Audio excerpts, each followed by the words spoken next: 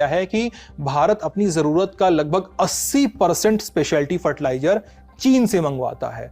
अब कितना है ये? भारत आमतौर पर जून से दिसंबर तक के पीरियड में 1,50,000 से 1,60,000 टन ये उर्वरक जो है उसका इंपोर्ट करता है दुनिया भर से।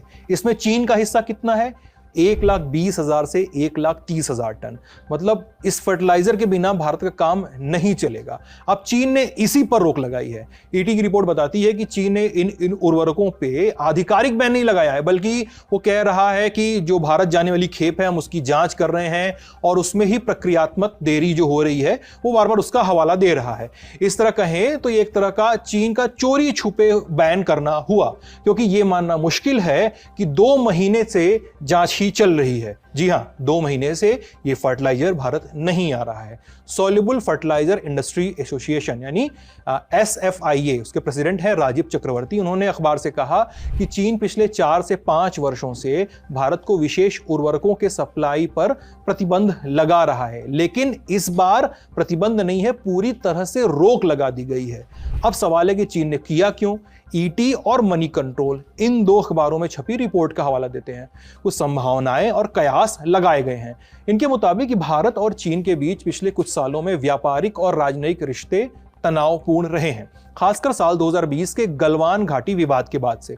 इसके अलावा भारत ने कई चीनी ऐप्स पे प्रतिबंध लगाया है और चीनी निवेश पर भी सख्ती की है। इसके अलावा केंद्र सरकार ने 18 अप्रैल 2020 को प्रेस नोट के माध्यम से विदेशी प्रत्यक्ष निवेश FDI जिसको कहते हैं, इसकी नीति में बदलाव किया था। इसके तहत चीन सहित उन देशों से निवेश पर सख्ती की गई जो भारत के साथ अपनी जमीनी सीमा साझा करते हैं। इसके तहत इन देशों से आने वाले सभी इन्वेस्टमेंट के लिए सरकारी मंजूरी जो थी वो अनिवार्य कर दी गई।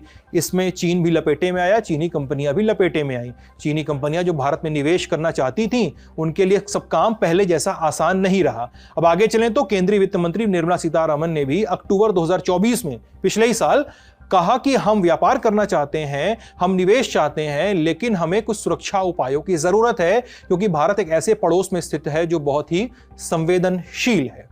जानकारों का मानना है कि रेयर अर्थ मैग्नेट्स और अब फर्टिलाइजर पर रोक से जुड़ा ताजा कदम भारत द्वारा लगाए गए आयात शुल्कों, इंपोर्ट ड्यूटीज और व्यापारिक पाबंदियों के जवाब में उठाया गया है। भारत के पास रास्ते क्या हैं? सवाल यह है। मनी कंट्रोल की रिपोर्ट के मुताबिक भारत में इन खास फर्टिलाइजर्स की मांग तेजी से बढ़ रही है, लेकिन देश में अभी भी इसे पूरा करने के लिए पर्याप्त उत्पादन नहीं हो रहा है।